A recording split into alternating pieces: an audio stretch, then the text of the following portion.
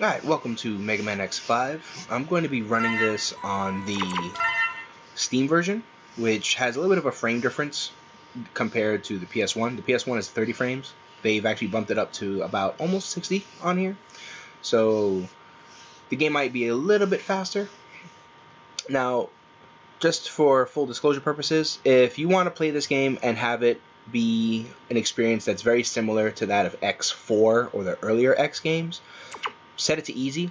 Bosses will not level up. They'll have the same amount of health, deal the same amount of damage every time you go to play the game, and it'll feel a little bit more akin to those games. The main loss of playing it on easy is the power-up system that's in this game. You won't be able to get any of the power-ups because the bosses won't level. They'll all stay level 1.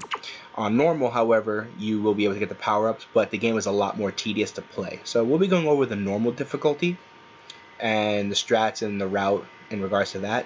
We're going to be going back and forth between X and 0 in the run. Majority of it will be 0, and then toward the end we'll be playing a lot of X. So this will be the route for this.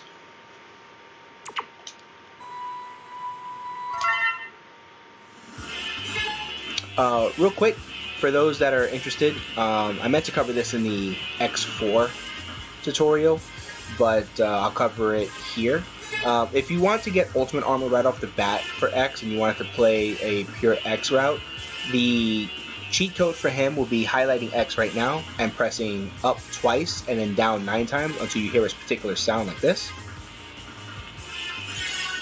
Once you hear that chime, you know you've done it properly. So again, that's up twice, down 9. The reverse is the same for 0. So you would do down twice, up 9, and then on the 9th press you'll hear that same chime, and that's when you know the code is put in correctly. Now in this particular case, Black 0, unlike the X4 equivalent, is not a pure cosmetic change. In X4, all it did was change his palette and didn't do any kind of upgrades or changes to him gameplay wise. In this game, it actually does. It gives him shock buffer, which reduces the damage and stagger time by half, as well as gives him virus buster. So throughout the game, you're going to be seeing these little purple faces that are flying around. Those are viruses. Normally, you can't interact with them or destroy them until you get the virus buffer upgrade. But here we'll actually have the virus buster upgrade from default if we use the code. But we're not going to use the code at all. We're going to be playing with base forms on both. So let's jump into it. And get ready for a lot of mashing in this game. Between all the cutscenes that are unskippable because they're all text-based cutscenes, and our coordinator, Alia, constantly calling us, we will be doing a lot of mashing, especially in the earlier half of the game. So we start with 0 because the run is actually faster in the intro stage, and that's because of the boss fight at the end. We are able to SDC. For those that have watched the X4 tutorial, you'll be familiar with the Saber Dash cancel trick, which is this. We'll be using that against the boss, and we'll be using it a lot more in X5 as opposed to X4.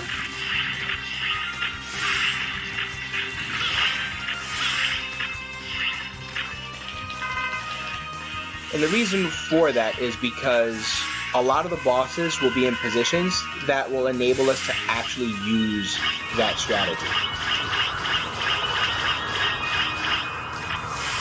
In X4, a lot of the bosses were either aerial bound or something else of the nature, and you just could not do it. Or they had really wonky immunity frames that didn't allow them to be SDC'd. Shout outs to Frost Walrus, for example, who's on the ground, but he gets a massive immunity frame anytime he takes damage of any kind.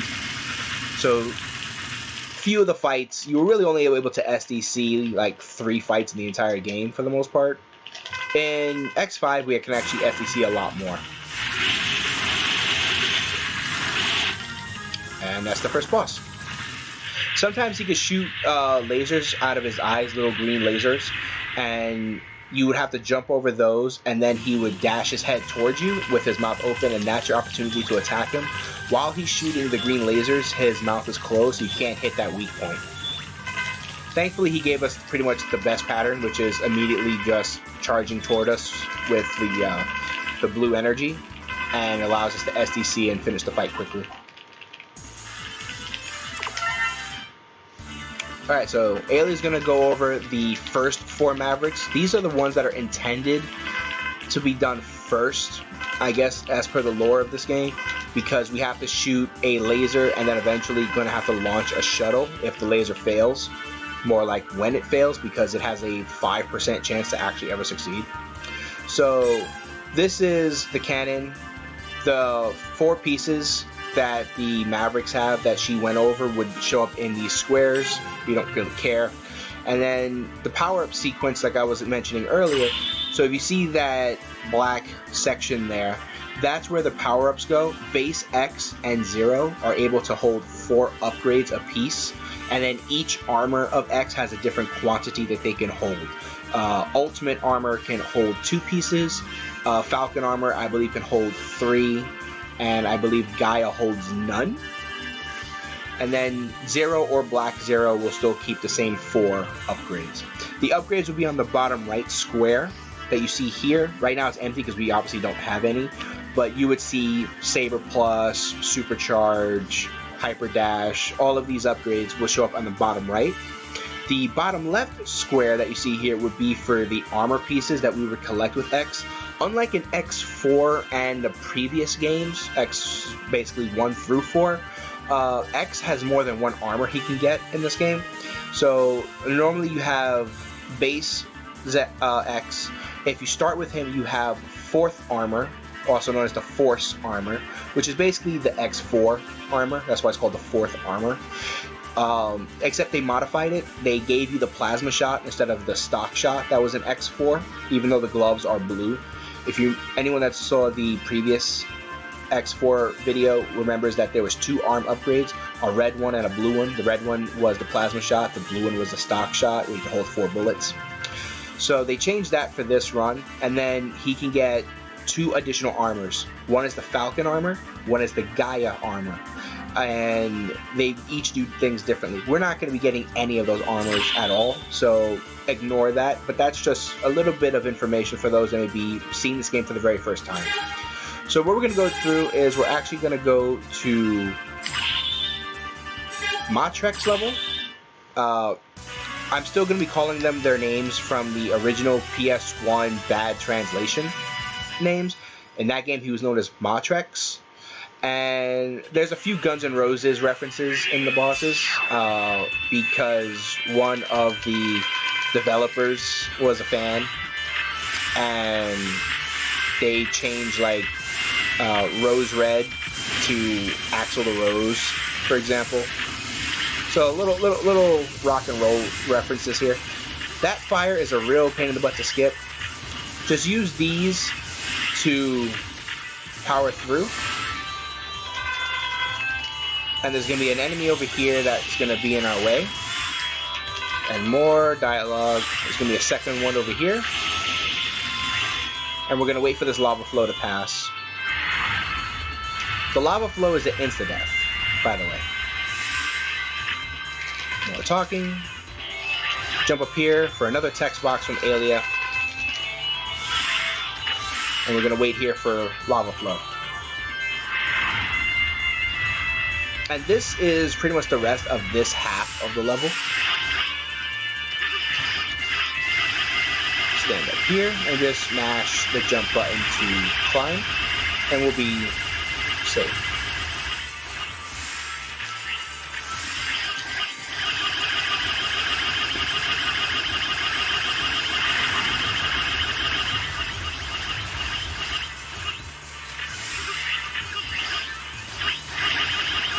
And these jumps work for X as well. So if you decided to play this game as X purely, or do this level specifically as X, and you don't have any of the armors, this is how you would get through those areas.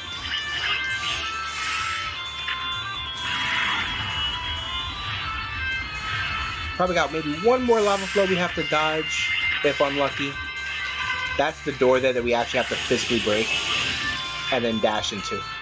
And we're good. Now we're getting up to the second half, which there are 2 routes. There's a top route which has a mini boss, and then there's a bottom route, which we skip the mini boss, but it's a little bit more treacherous. We're going to do the bottom route using the mech. If done right, the bottom route is actually easier than the top route by a lot.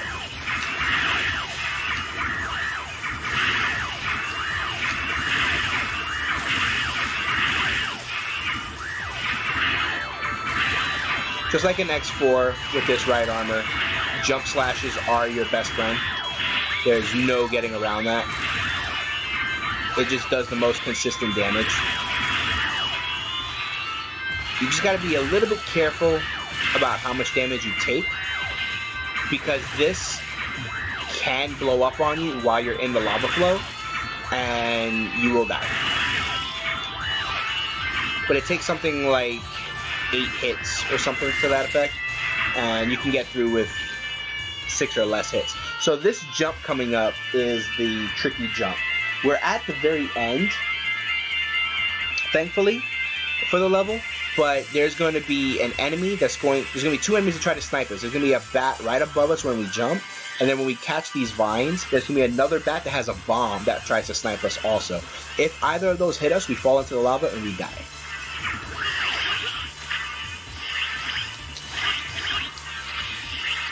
And jump here, just so you can see the bomb bat, and he won't be able to snipe you. If you try to go directly to the door, what happens is he'll spawn, and because you're directly underneath his hitbox, he'll drop that bomb, and there's no way to avoid it.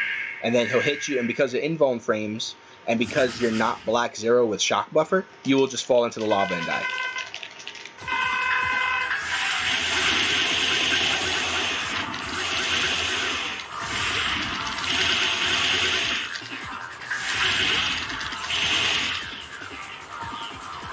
And that's Dinorex, or Motrex, whichever name you want to call him.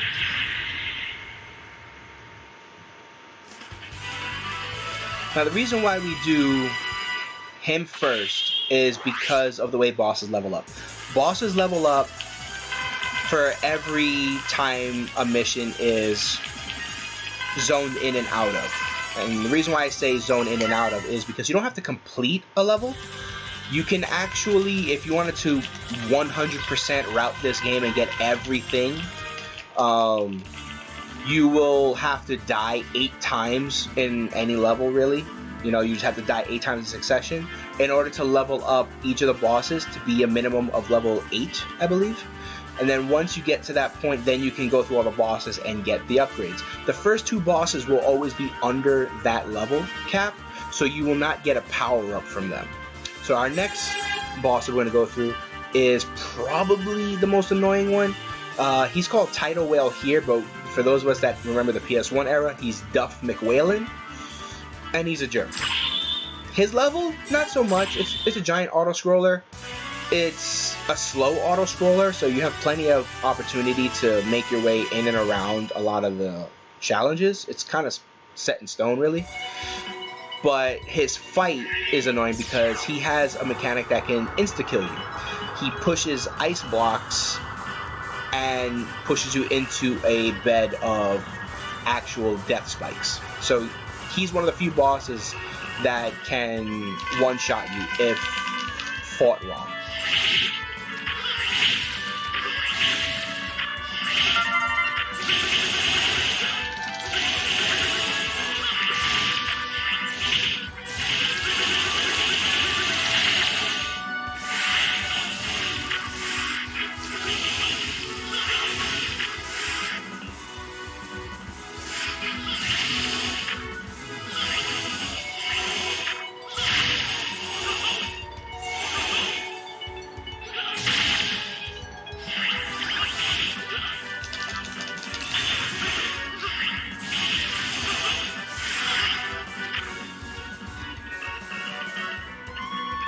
Sometimes this chip will spit out more than 1 Reploid. Sometimes it'll spit out 0 Reploids, which is really rare. It usually spits out at least 1.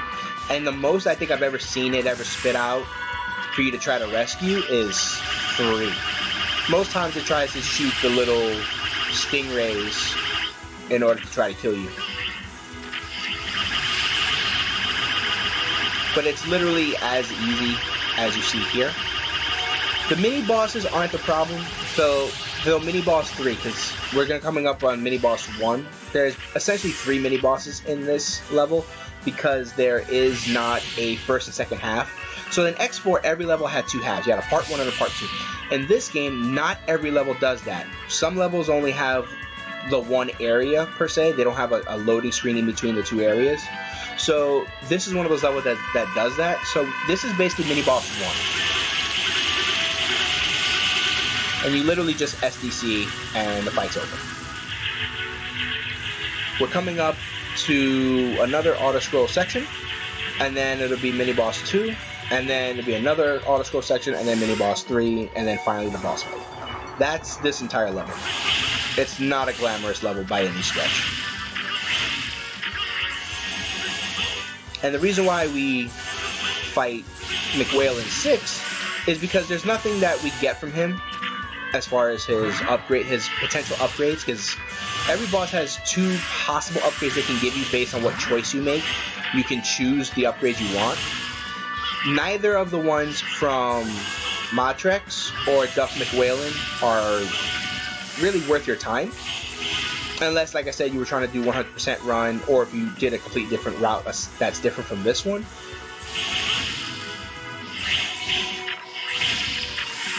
So we don't really care about what they give us. Now, the way it works is when you get an upgrade is you don't get it immediately, unfortunately. It takes 2 levels after you pick it for it to be crafted, I guess, and then you'll have it available to you.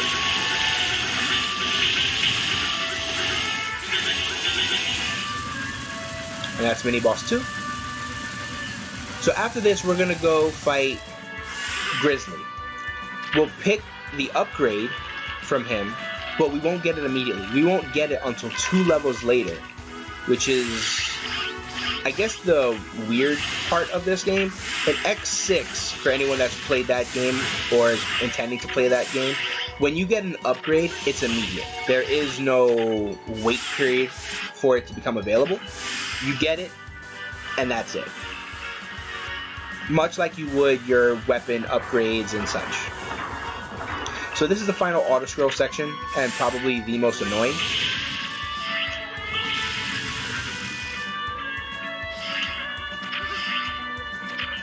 Because this is the only one where you can potentially actually die or take a load of damage that you were not intending, simply because the game chose to do that to you.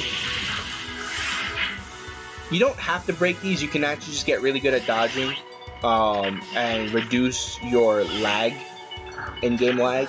Because the in-game lag is actually going to slow this whole course down because it is an auto-scroll.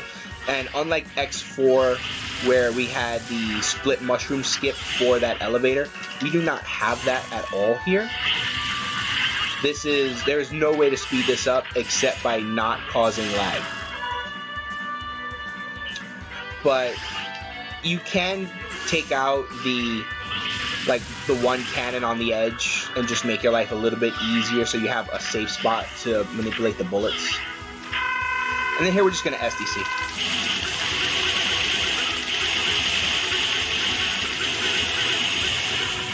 And do not stand on the ship. As soon as it blows up, it's going to fall, and you actually will take off-screen death damage. So just as soon as you get the final hit, jump up to the door and stay there. And now we're at the boss fight. And this fight can go one of 2 ways. It can go extremely well, and you don't die. Or it goes extremely bad, and you get pushed into those spikes there, and you die. And we do not have his weakness, so we're going to try our best to try to SDC through him as we can.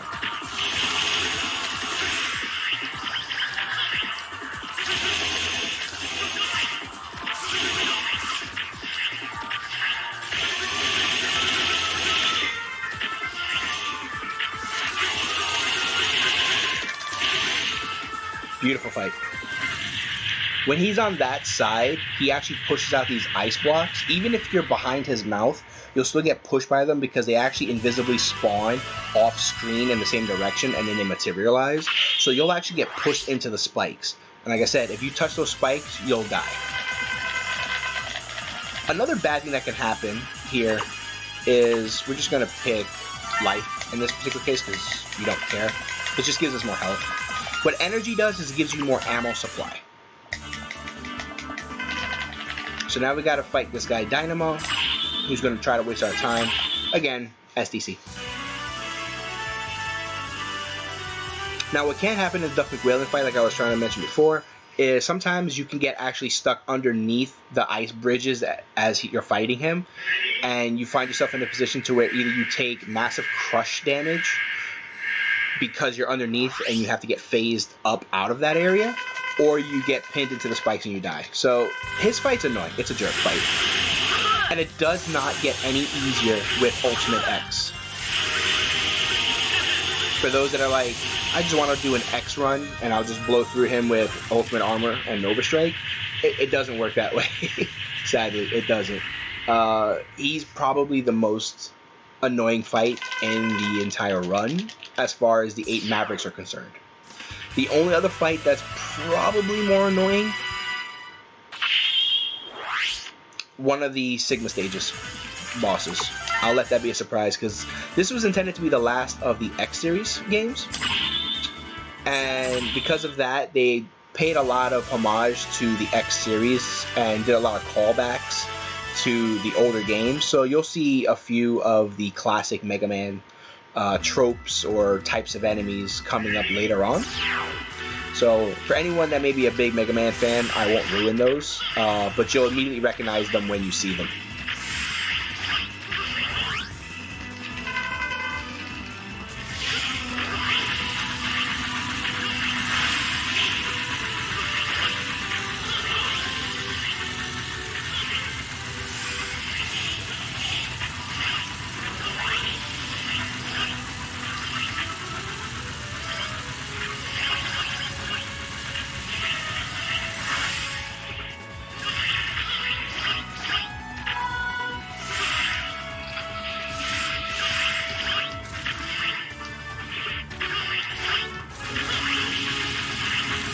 Alright, so that's the first part. Next we're going to have to do this train escape, if you will. There's going to be these trains that are all half blown up, and we have only a few seconds to get off of them. It's still very easy, because again, the fastest movement in this game, just like in X4, is dash jumping. And that's this area.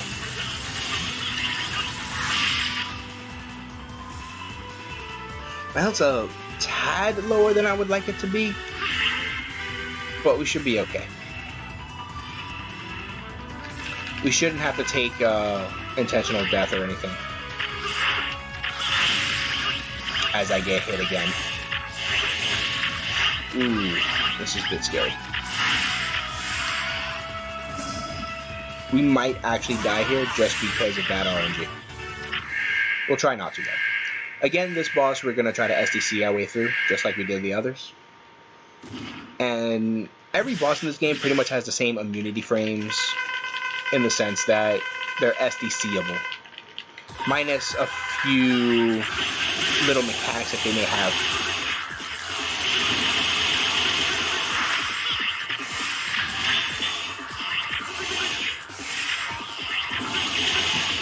And we got him.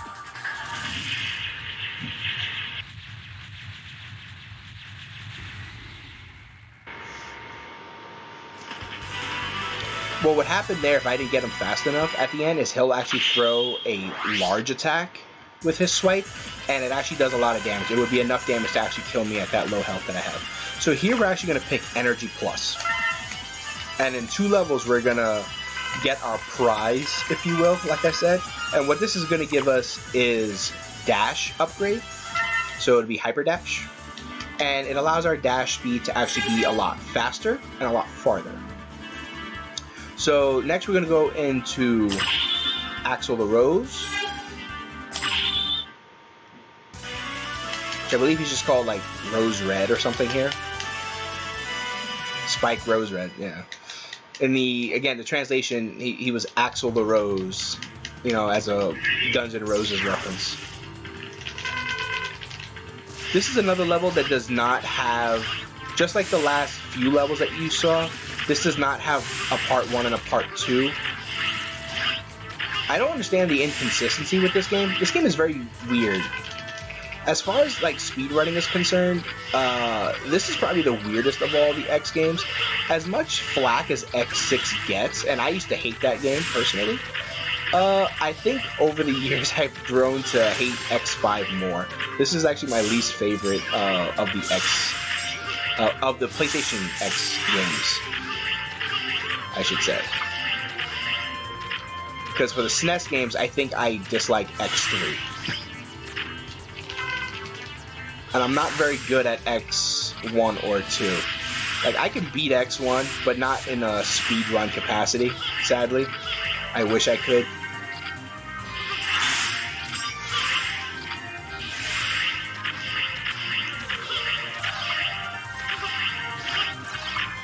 And just do air dashes here, because you're invincible during your air dash now that we've beaten Duck McWhalen. That ice right there makes us invulnerable. Doesn't last long, but it gets you through those spike areas that you saw. Those spikes can actually knock you off the ropes that you're hanging on and cause you to take an insta-death, which you don't want.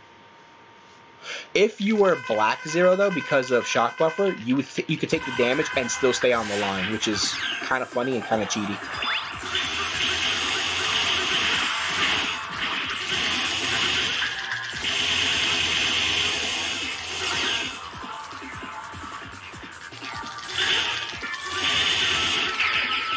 Oh, got robbed.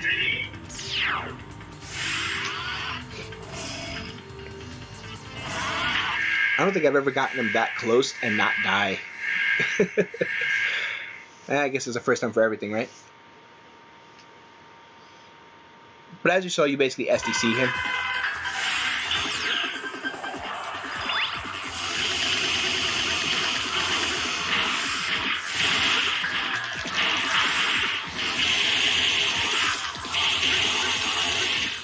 There we go. I took that vine and I didn't want to. That was actually unintentional. Don't do that. Don't take the vine attack. You take a lot of damage doing that. I was trying to get into the corner before he did that, but I was a little bit slow. So here we're also going to choose life. I'm sorry, we're going to choose energy here. And this is going to give us Saber Plus. If we chose Life here, it gives us Ultimate Buster for X, which we don't need. That's an old route.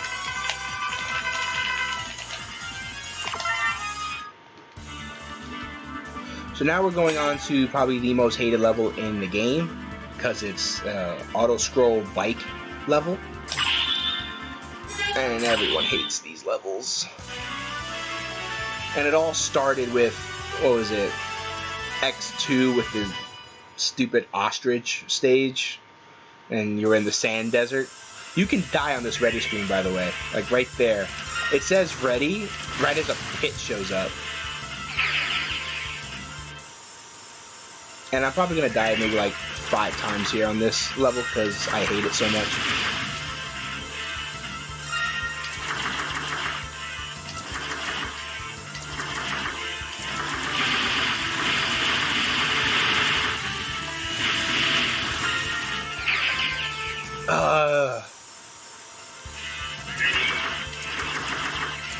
And sometimes that corner right there will not let you dash again through, so you just end up dying. It's really dumb. Really dumb. Like that. Alright, so we got through the hard part. That's literally the part of this level that everyone hates. The rest of this level is not so bad. We'll have to go through some funky doors, but it's the bike part and the fact you could die literally at the ready screen. Now the Reploids here, they're just like an X6, you know, you get life upgrades and or free lives, I should say, and you get some heals from them. We don't really care about them too much in this game. They're not as important because the upgrades that we get for X and Zero do not come from them like they do in X6. Instead, they come from the bosses and the weird level up system that I mentioned.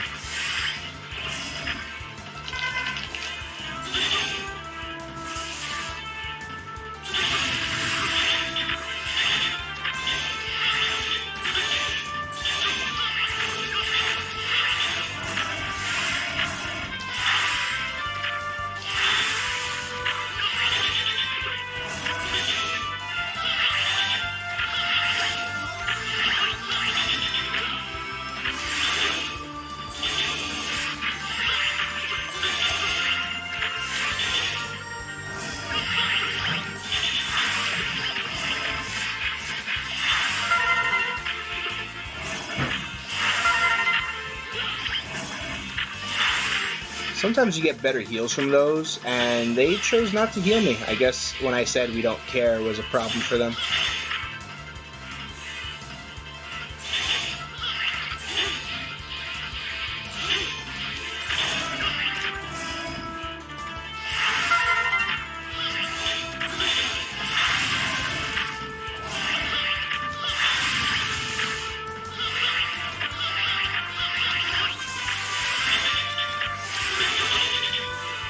Alright, this is the last set of doors before we get to the boss.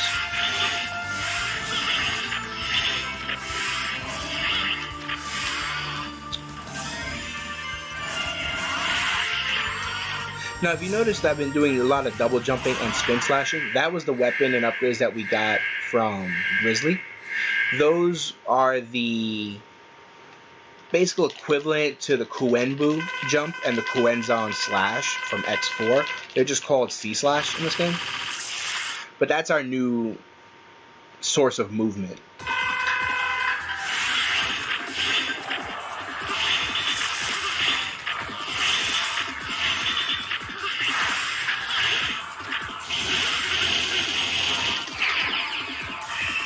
As you notice, he's level 15 and has a lot more health compared to the previous bosses we fought, which is where some of the struggles come from on normal and extreme difficulty in this game. And the highest level is 96 in this, and their health bar actually is literally the entire right side screen. We'll be seeing that later on. It's a little bit obnoxious, which is, like I said, if you wanted to play this game to be more akin to X4 and the way X4 plays its game, play it on easy. Now, he's weak to our ice air dash. However, because of invuln frames being so long in this game, we choose not to use it. However, in the event that you find yourself in a pinned corner, you can use it to get yourself out. But we try not to use it. So we use the C slash. Here we're going to pick life, and that's going to give us supercharge in 2 levels, and that will allow X to charge his X Buster much faster at half the time to charge, which will be much more important later on in the route. We got our first upgrade finally. Hyper Dash is finally done, so we are going to go and equip Hyper Dash onto Zero.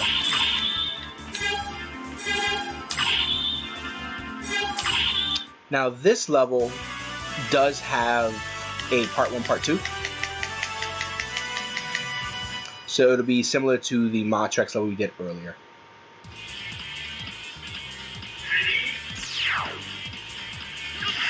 Alien doesn't talk to us until we get to this drawbridge for some reason.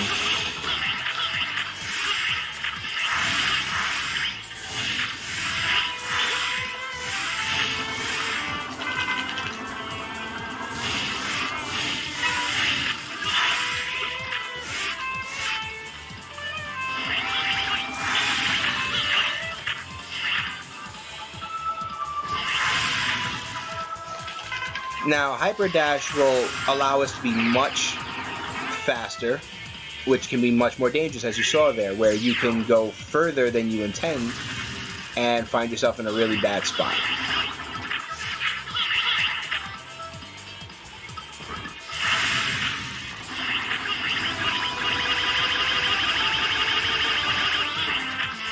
Those are the viruses I mentioned earlier.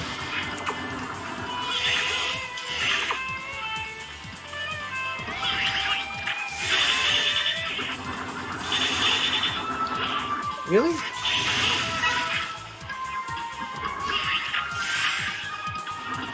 Sometimes that enemy's a bit wonky and you can't damage him.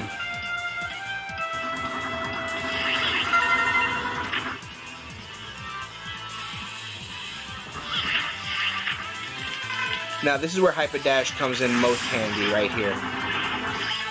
This allows us to get down to this door typically before those spike walls fall all the way back up.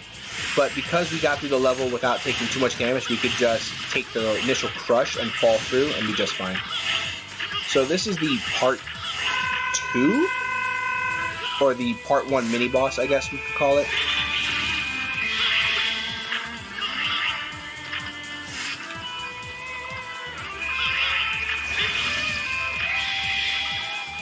And then there's going to be a part after this.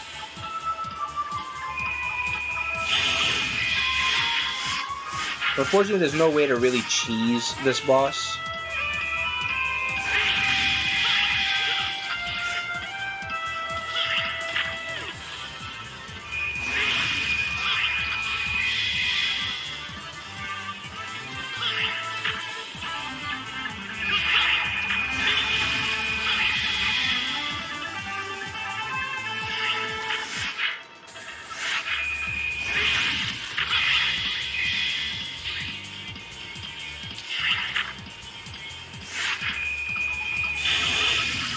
Okay.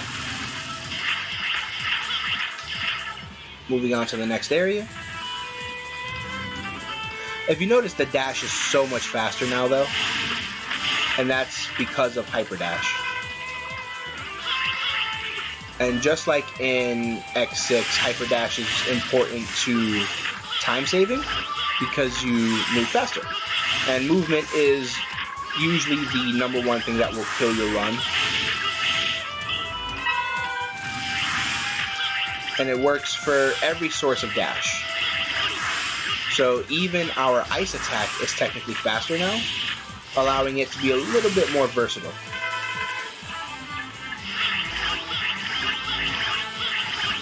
And then here we just kind of double jump our way through. And now we're up to the boss, Izzy Glow. In Izzy Glow, we just use C slash, our spin slash, pretty much the entire fight. He is probably the only boss of the 8 Mavericks that we do not try to SDC.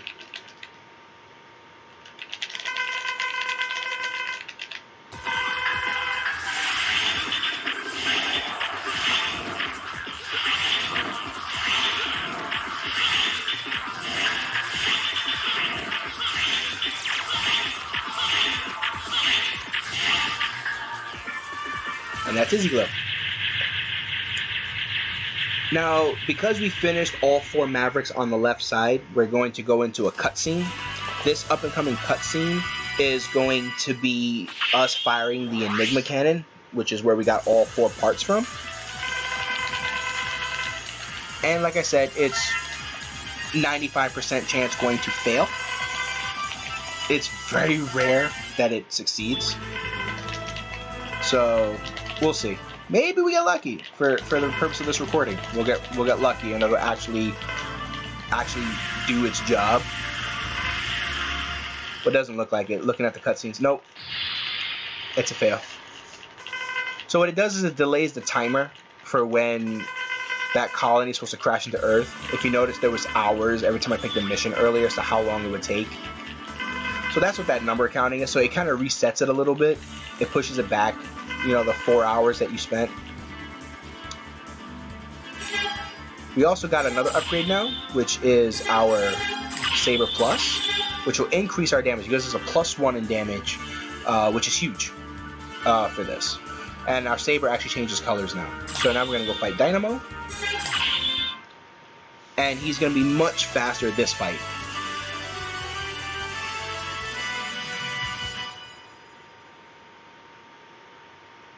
And then we have 2 more Mavericks. Now, the next Maverick we're going to go against is the Bat. And even though he flies in the air much like Izzy Glow, we actually do get a chance to SDC him, kind of like Jet Stingray. There's a point where he actually goes to the ground, and that's our opportunity to do massive damage.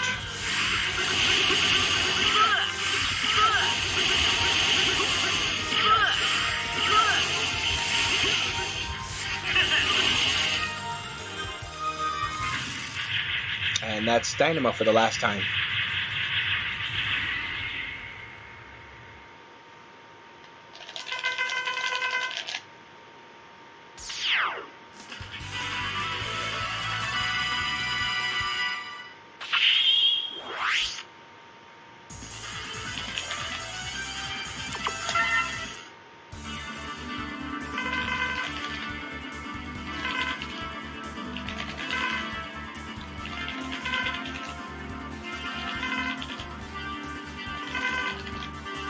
Okay, so these are the last two Mavericks, and we're getting up to the point to where we're going to be starting to get ready to switch to X. So we're going to get rid of Necrobat, and then we're going to get rid of, I forget what his name is in this translation, but he used to be known as Skydiver.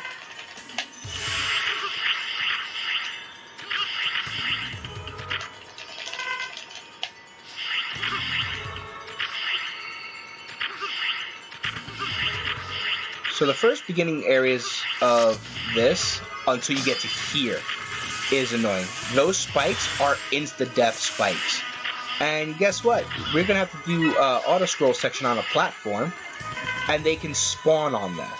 And this is our only way to progress. So those bats are a little bit trolly. There is a little bit of a manipulation we can do to try to reduce the amount of chance they have to spawn on that. And that's actually going to hopefully help us. So as this is coming back, I try to jump off a little bit and just stay on this left edge.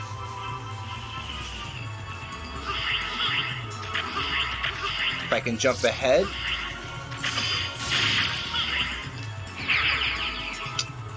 Too early. But what I was trying to do there was I was trying to get the spikes to land on that platform, the non-moving platform.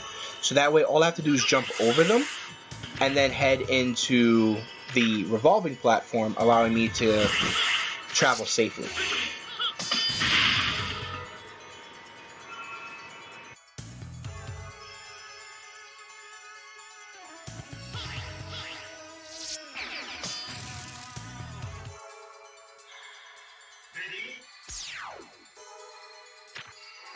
I hate this level.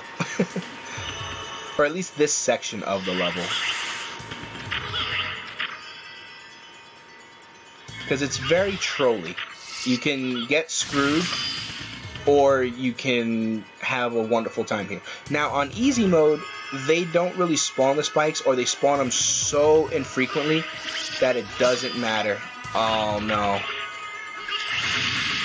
We're gonna have to wait for another platform. That's what I was afraid of, is that actually happening. And also this, when it does the blackout, it causes a lot of in-game lag, even on the Steam version.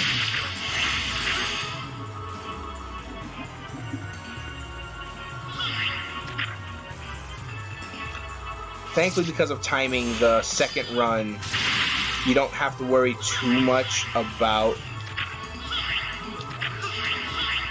the spikes there. So I'm going to stand here.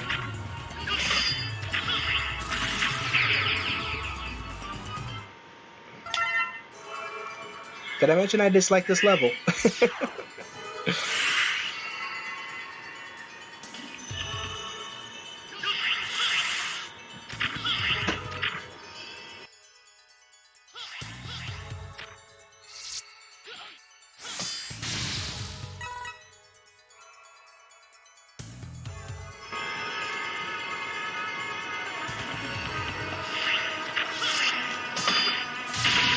Once again, you see how frustrating this can be?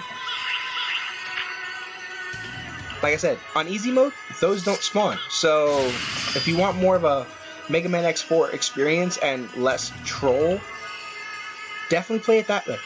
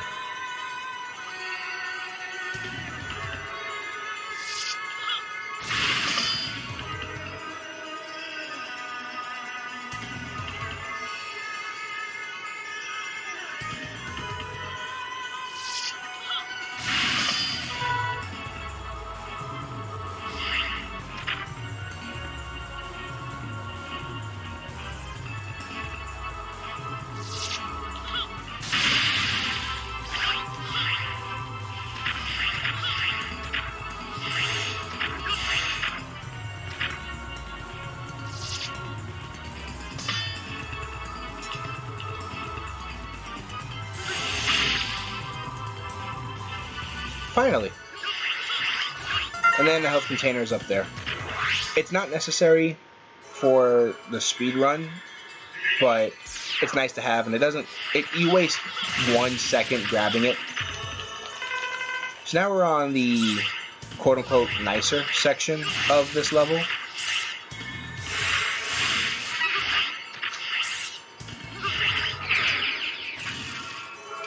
Quote-unquote.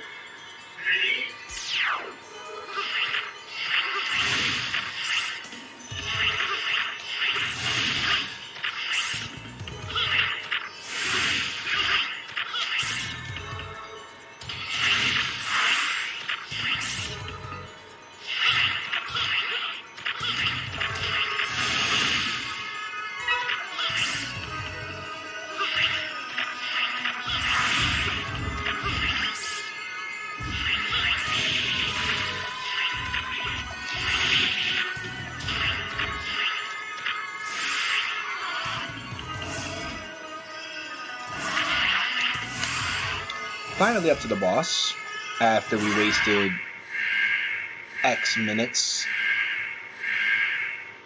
in the earlier part of this level. If you couldn't tell, X5 is probably my least favorite of the the initial 6 games because of silliness like that.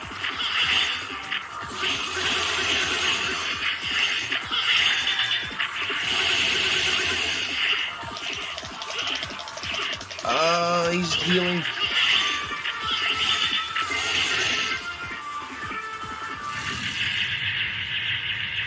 Now he can summon bats, and the bats can fly into you, deal damage. Thankfully, no bomb bats, and most thankfully, no spike bats, even on extreme.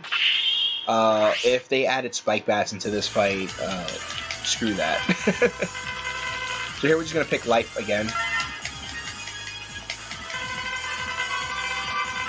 And we're going to be going finally into the last of the 8 maps. And we will be doing a safety save upon completion here. And the reason for that is because we can lose 0 after this. We're going to be launching the shuttle that I had mentioned earlier. And if done wrong, or if the game just decides to RNG screw us, 0 can be lost. And then we would have no way of pretty much progressing through the game, because base X is not powerful enough to get through the Sigma stages. And we don't have the 4th armor because we started playing as Zero.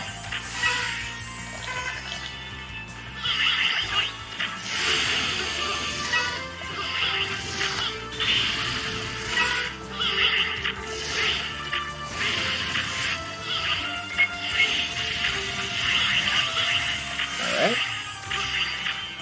Now there's a little bit of a glitch that can happen here where if you're on either of these edges while it's passing one of these kind of walls, for some reason it'll register as crush damage and instantly kill you, even though you're not underneath it, you're standing next to it.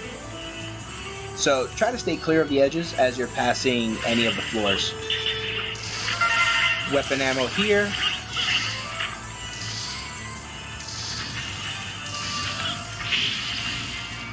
So like, don't, like, once we're past, but if you were to stand here while you were passing, it would instantly kill you. So don't do that. Upon completion of this, we're going to pick energy again, and that's going to give us another buff in 2 levels called Speedster. So it's basically the brother or sister of the Hyper Dash. So Hyper Dash increases dashes, specifically movement speed. Speedster increases your actual run speed, so you actually doing this will be faster with Speedster. Double jump here, cause this text box to happen sooner. Destroy that bomb, and then move out. If you do it fast enough, that virus won't catch you. Now, when it comes to viruses in this game, if you collect 4 or 5 viruses with X, you will take damage. You'll get this periodic damage over time effect onto yourself, and you'll constantly eat damage like every other second. With Zero, if you got the 4 or 5 viruses, you become God in this game for like 10 seconds, 15 seconds. You instantly heal to full, and you become invulnerable to everything, including spike damage. The only thing that can kill you, I believe, is Crush. So now we're coming up to Skydiver, or whatever the hell he's called in this version of the game.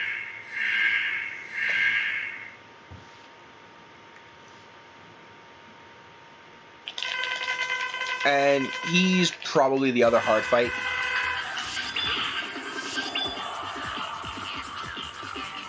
As you can see.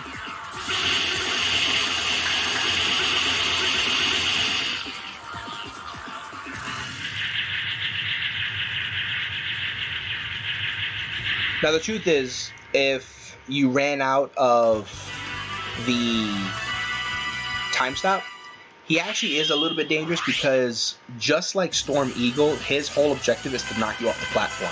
And he actually acts like Storm Eagle. He'll do the dives and everything, but he actually has a little bit more force in his attacks.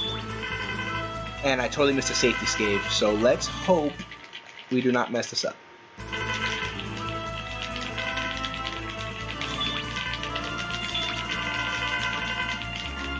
If not, I will have to load a previous save.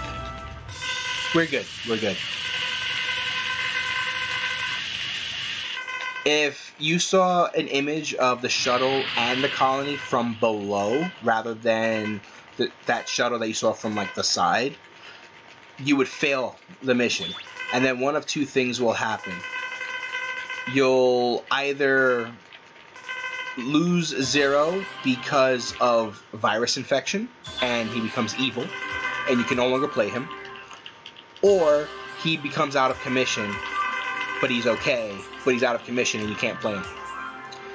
So those are the things that could happen there. So now we're going to go into the first of the Sigma stages. And we're going to be using time stop to get through a section here. And it's going to be very reminiscent of anyone who's played Mega Man 2. Specifically, Quick Man stage.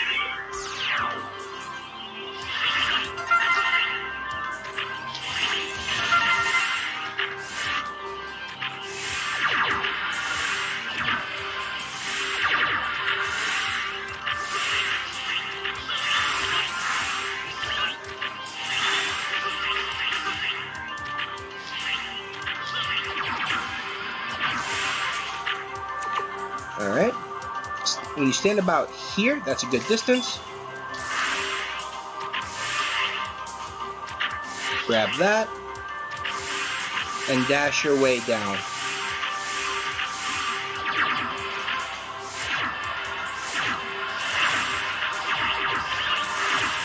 Because of Hyper Dash, you can actually get through that area rather quickly.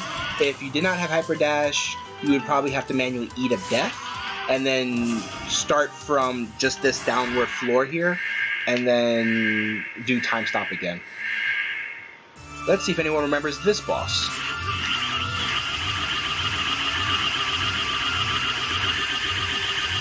Even if it looks a little different.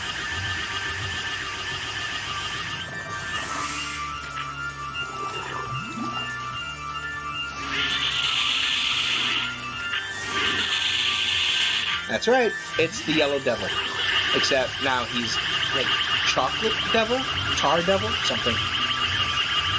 So the best way to avoid this, obviously, is to hug this corner. As you can see, I don't have to hyper mash it, but you do have to mash it in such a way that you don't take damage. He's weak to lightning, as well as our R2 trigger. And never jump into his body. His body does tremendous amounts of damage. Borderline one-shot Yogi.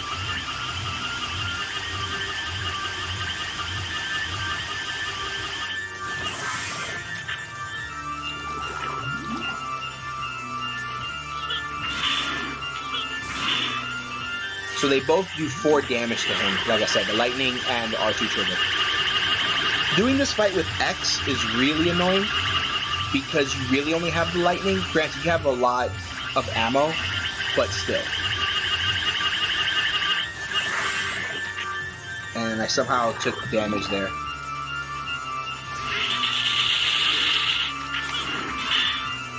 Alright.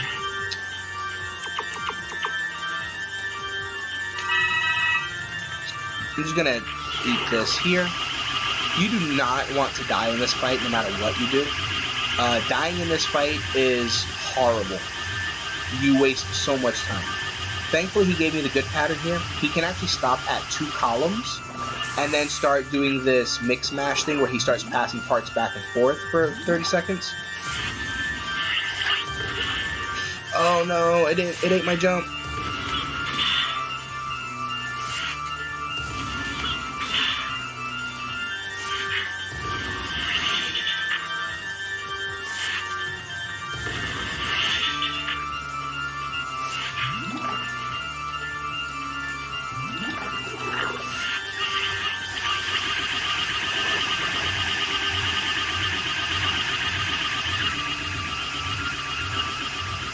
Oh, good. He didn't do the 2-column thing.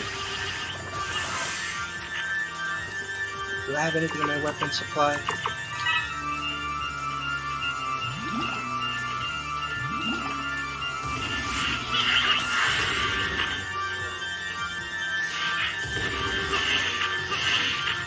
And that's that fight.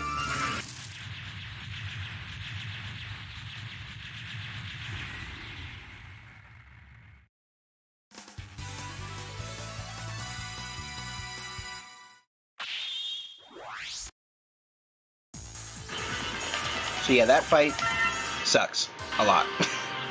Now we're going to be moving into Sigma 2 stage, where we fight another old boss. And this will be our last stage for Zero. Unfortunately, we can no longer SDC because we beat Skydiver. So that is no longer an option for our damage output. And what happened there? I think I took some crush damage from that platform.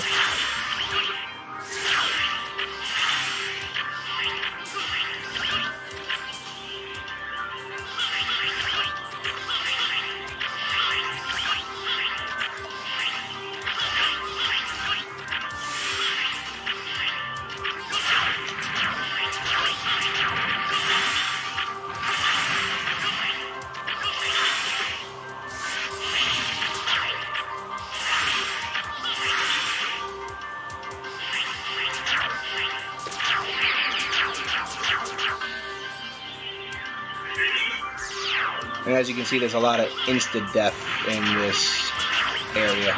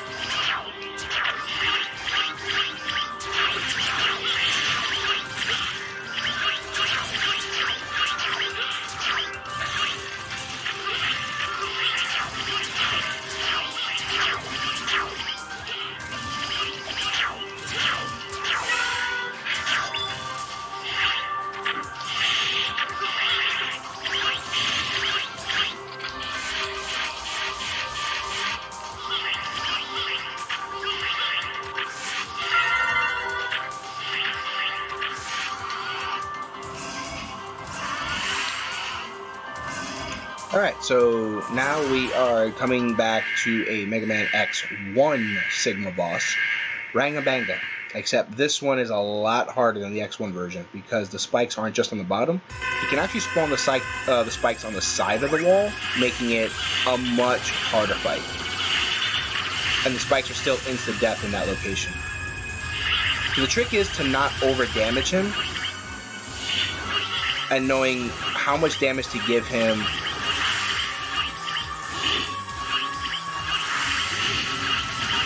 Okay, so we should be good now because now we should never see the wall spikes.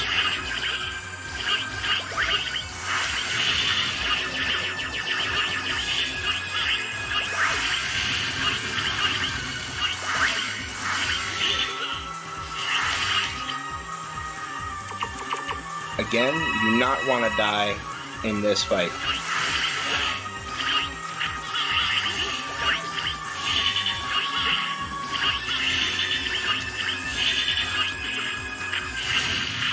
And that's Rangabanga. As I said, this is the last time we'll be using 0. From now on, we will be using X.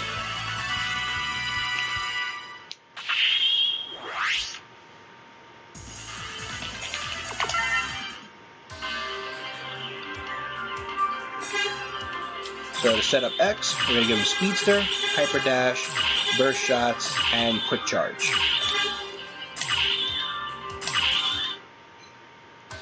And this will allow his run speed, his dash speed to be faster. So he runs physically faster. His dashes are as fast as you were watching before with 0. His burst shots, as you notice, instead of being yellow lemons, now they're little green shots. Everything does a little bit more damage. And then his quick charge allows him to get his fully charged buster off a lot faster. All of this is going to be very important in the up-and-coming boss fight.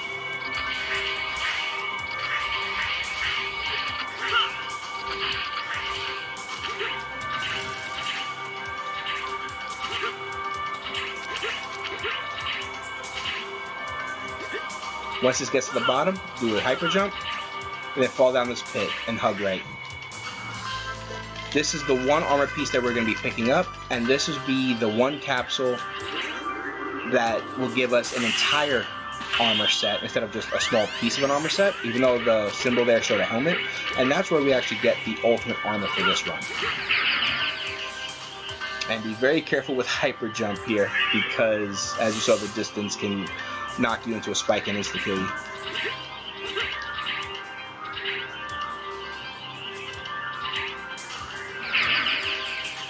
I was too far to the right. You want to be in the middle of the platform when you start that jump for height purposes.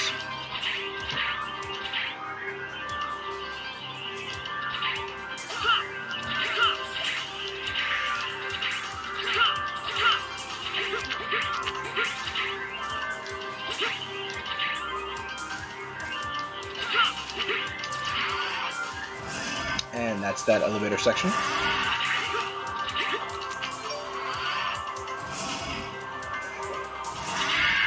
And now we are on the boss fight, which will be against Zero. Now there is a manipulation we could do to put him in an infinite combo that allows us to damage him.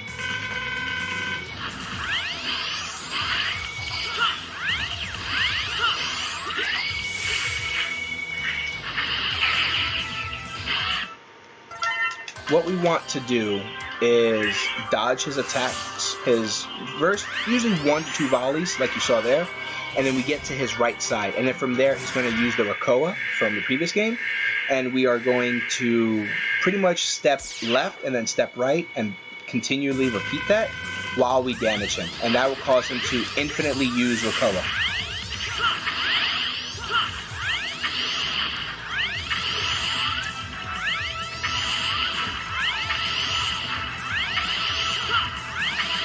And as you can see here, it's like 2 steps to the right after shooting, 2 steps back to the left.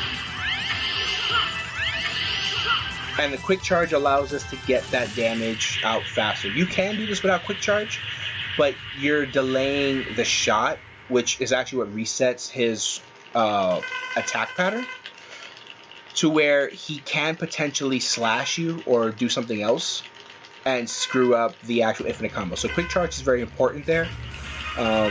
And remember, you get that from picking life when you beat Squid Adler on the bike stage.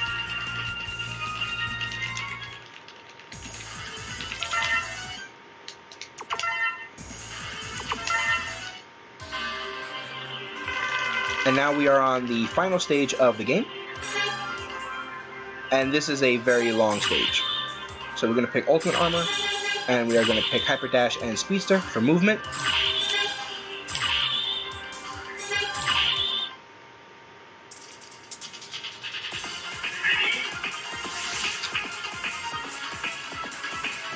And do not hug the right wall. Those spikes will actually instantly spawn and kill you if you hug the right wall.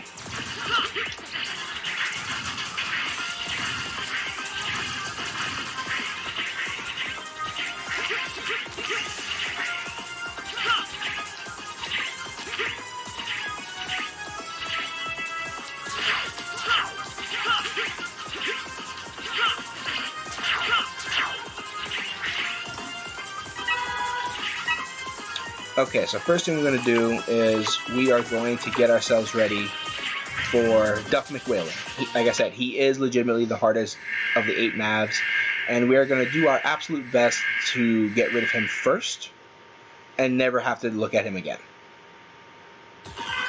His weakness is the C Slasher, but we're going to try to do our best to Nova Strike as much as we possibly can. Now, if you Nova Strike into those spikes, it is an instant death for you.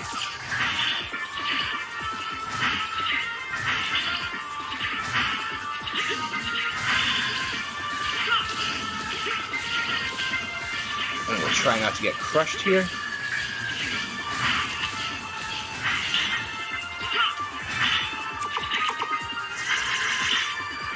Use his weakness against him.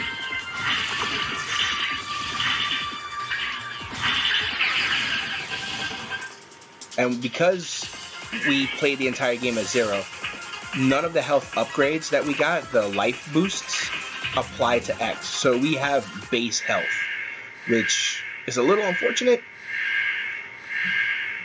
And we just have to do this fight just a little bit better.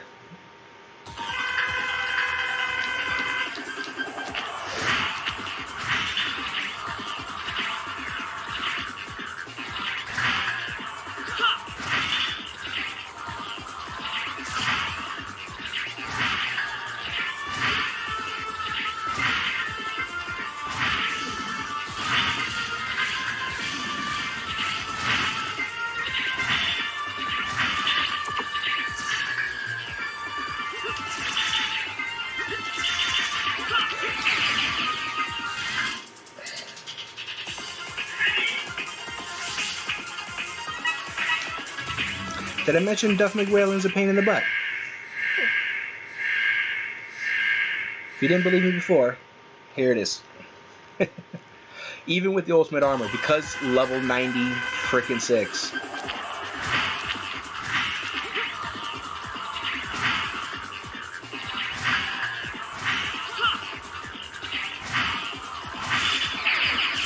And I Nova Strike right into the spikes.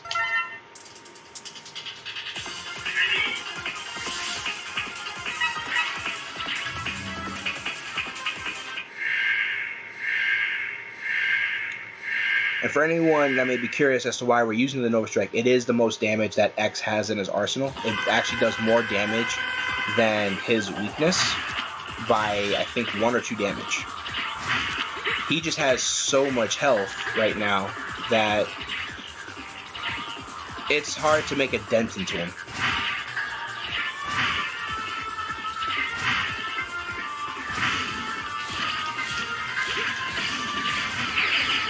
Oh, I got turned around.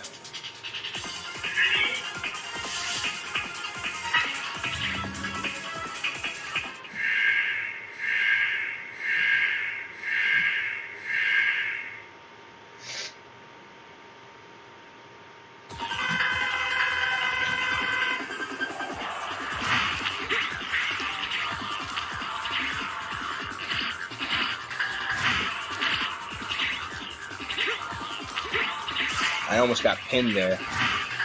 That really bad scenario I mentioned almost just happened.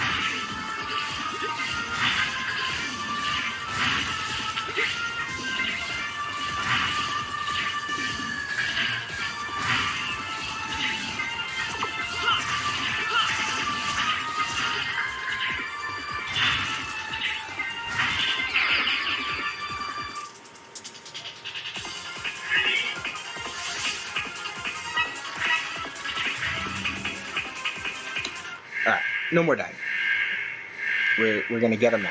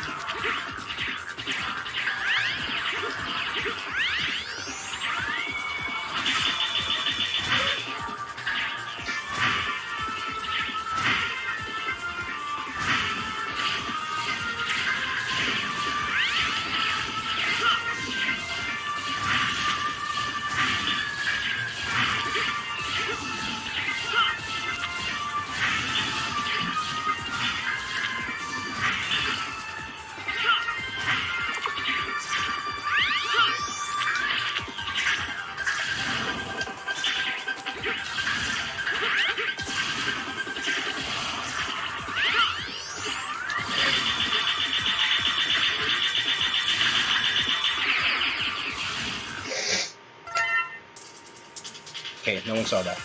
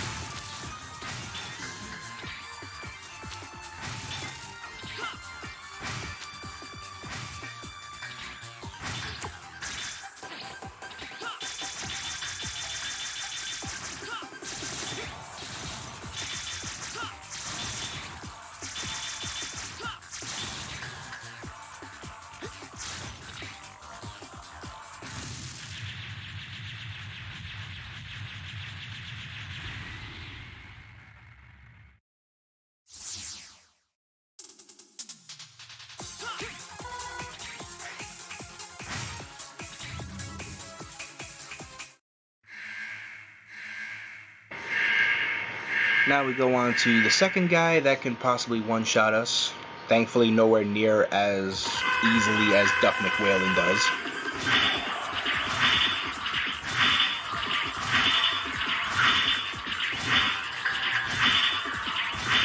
Now we do have a time stop on X, just like Zero does. The difference is, though, we don't have an ability to do SDC style damage. And Nova Strike actually resets whatever weapon we have equipped. So this is our only option. But as you can see, nowhere near as tough as McWhalen. McWhalen is, at least for me subjectively, the most annoying fight in the entire run. Even more so than the final bosses.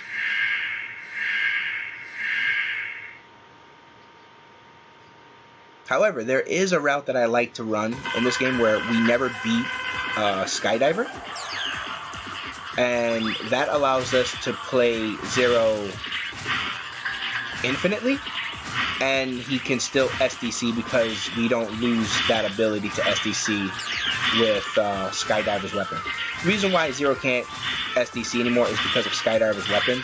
The way his weapon works, because of the way combos work in this game, is if you hit the attack button while you're dashing, you'll send out a clone of yourself in a short distance, and that deals damage. The problem is the SDC is going dash into attack rapidly. Because of that, you'll just be throwing out those shades, and it'll be actually interrupting your actual saber attacks, which is why we lose SDC. But if we skip Skydiver, we can actually keep Zero the entire run and SDC through all of this.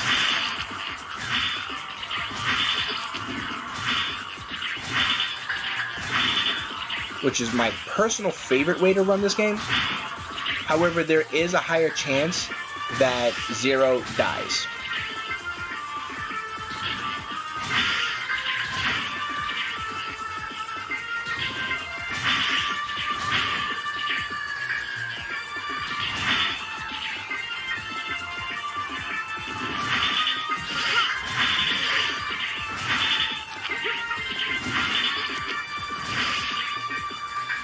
Now the rest of them are a cakewalk.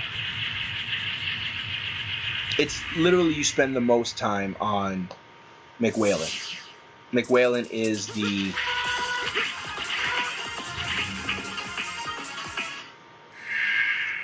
gatekeeper, if you will.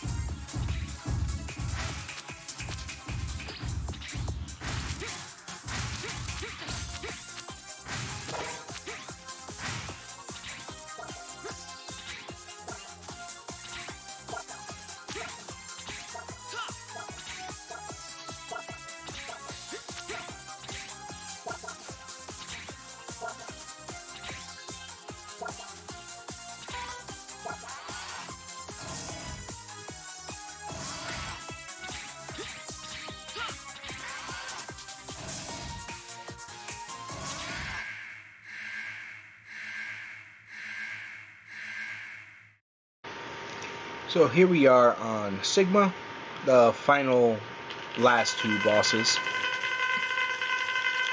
Phase 1, pretty easy. Phase 2, easy but annoying and a crap ton of health.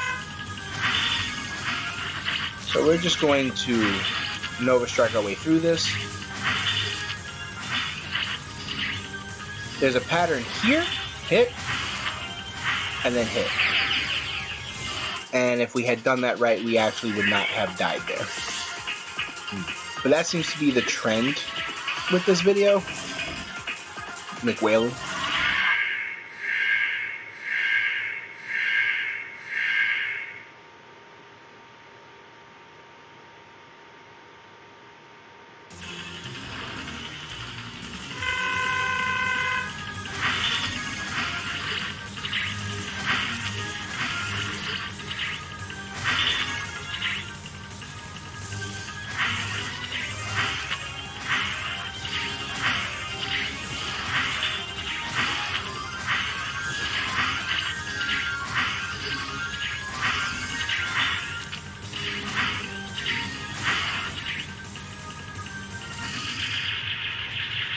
Alright, so the first thing we're going to do is immediately grab an E-Tank, just to ensure that we do not have problems with this next up-and-coming phase. So we got this text box, and then one more really long text box, or decently long. And then we're going to mash and try to get our health back.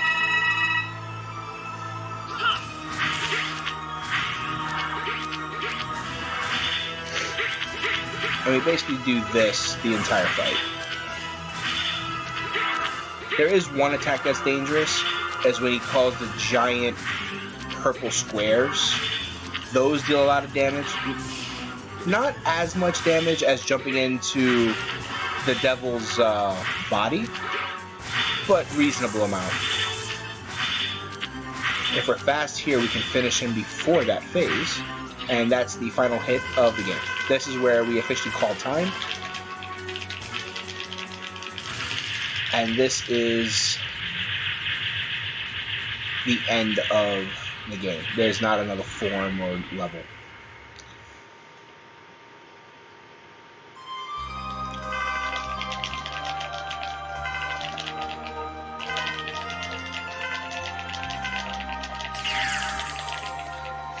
Now we just mash through the final cutscene, which there are, I think, 3 different cutscenes in this game. There's the X ending, which is what we're getting because we beat it as X. There's the 0 ending, where you beat it as 0. And then there's the Evil 0 ending, where you still beat it as X, but because one of the earlier cutscenes plays out differently, the ending cutscene's a little bit different as well. So this has been Mega Man X5. As I said, it's a very tedious run. It is possible, with enough practice and love of this game, I guess, to be able to get it in under an hour. I actually think world record for this game is something like 54 minutes or something like that. But you gotta really, really know the fights and really know how to maximize every inch of this game. It's very cumbersome. It was meant to be the last game, so they kind of upped the challenge of it a little bit and, you know, try to fall back on some classic Mega Man tropes, like Insta spikes everywhere for death and stuff. Like, they kind of abuse it a little bit. But the levels themselves aren't too terribly bad. Most of the bosses aren't that terrible. McWhalen is probably my least favorite boss in the entire game because of the insta-death mechanic that he has and the fact that it's so easy for him to pull it off. But it's not the worst game. A lot of people give a lot of flack to X6, and I can understand why. However, when we go over the tutorial for that game, you will see that when you learn the speedrun version of that game, It's actually easier than X5 by a lot, actually.